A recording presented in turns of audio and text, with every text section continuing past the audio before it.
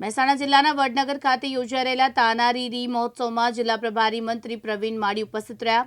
આ તકે જિલ્લા પ્રભારી મંત્રી પ્રવીણ માળીના હસ્તે શાસ્ત્રીય ગાયક ડોક્ટર સુભદ્રા દેસાઈ, સંતૂર વાદક નિનંદ અધિકારી અને લોકગાયક પાર્થ ઓઝા, શાસ્ત્રીય ગાયક ડોક્ટર તેજલ ભરત ઠાકોરને શાલ અને મોમેન્ટો આપીને સન્માનિત કરવામાં આવ્યા હતા.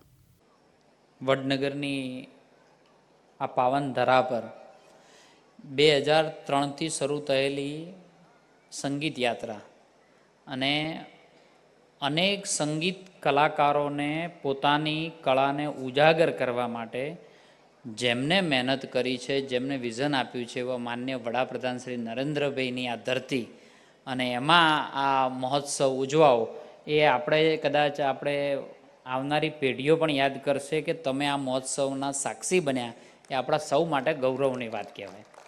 એવા તાનારીરી 2025ના મહોત્સવની અંદર ઉપસ્થિત માન્ય રાજ્યસભાના સાંસદ દેશ વિદેશની અંદર પણ જે પણ કોઈ સંગીતની દુનિયામાં જે લોકોએ પગ રાખ્યો છે એ ફેમસ થવા માટે રાખેલો, કોમર્શિયલ યુઝથી રાખેલો છે.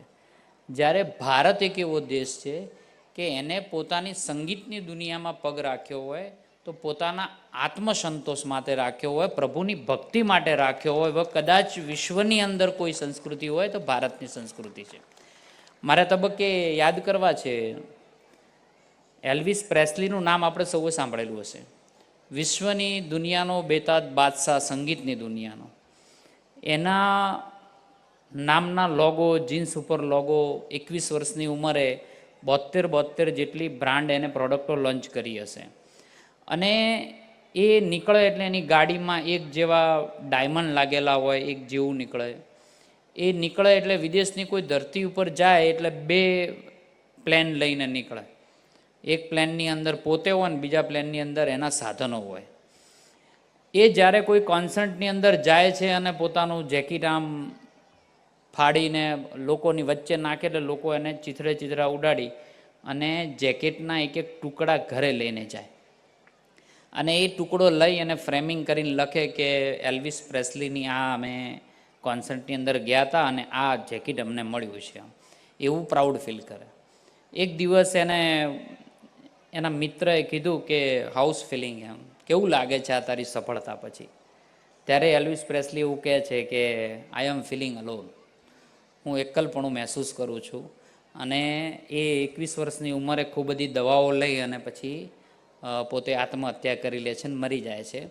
આની વાતને કન્સર્ન મારે મીરાબાઈ સાથે કરવો છે. મીરાબાઈ સાથે એટલા માટે કરવો છે કે એ પણ ગાયક હતા, આ પણ ગાયિકા હતી. એ પૈસા માટે કોન્સર્ન કરતા હતા, જ્યારે મીરાબાઈ પોતાના મનને શાંતિ માટે કૃષ્ણ ભક્તિમાં લગાવતા હતા. એની જોડે ખૂબ બધા લોકો પાછળ લાગતા હતા. એ ગાવે એટલે હજારો લોકો હોય અને આપણી મીરાબાઈ છે એ કૃષ્ણની એક નાનકડી મૂર્તિ સામે પણ મગ્ન થઈ અને ગીતો ગાવતી હોય છે. અને છેલ્લે આને ઘણા બધા લોકો પ્રશ્ન કરે છે મીરાબાઈને કે મીરાબાઈ તુને ક્યાં પાયા? ત્યારે મીરાબાઈ કહે છે કે પાયોજી મેને રામ રતન ધન પાયો, પાયોજી મેને રામ રતન ધન પાયો. આવી જ રીતે આપણી આ 2 દીકરીઓ તાનારીરી, એને પણ પોતાની ભક્તિમાં ક્યાંય કચાશ રાખી નથી. એ જે રીતે ગાવતી હતી એટલે ખુદ ઇન્દ્રદેવે પણ આવવું પડે. અને એની સ્ટોરી કદાચ આપણે સૌએ જાણી હશે, બહુ ખૂબ બધા લોકો વર્ષોથી કદાચ આ સાથે સંકળાયેલા હશે કે ગાવે એટલે મલ્હાર લાગ, ગાવે એટલે વરસાદ પડે. તો એને પણ અકબરની સામે પણ એને એમ કહી દીધું હતું કે અમે કોઈના મોહતાજ નથી કે અમે કોઈ દરબારમાં બોલાવે ને અમે જતા રહીએ. અમે તો પ્રભુ ભક્તિ માટે આ રાગ ગાઈએ છીએ, મલ્હાર રાગ ગાઈએ છીએ, સંગીત ગાઈએ છીએ. તો વર્લ્ડની એવી એક સંસ્કૃતિ માત્ર છે કે જે પોતાના આત્મસંતોષ માટે અથવા પ્રભુ ભક્તિ માટે કોઈ ગીત ગાવતું હોય, સંગીત ગાવતું હોય તો એકમાત્ર સંસ્કૃતિ આપણા ભારત દેશની સંસ્કૃતિ છે. અને એને ઉજાગર કરવાનું કામ આવા મહોત્સવ આપણી રાજ્ય સરકારે જે આ મહોત્સવ થકી કરી રહ્યો છે, હું ખરેખર મારા પ્રાઉડ ફીલ કરું છું કે આપણે આવી સંસ્કૃતિમાં આપણે જન્મ લીધો છે.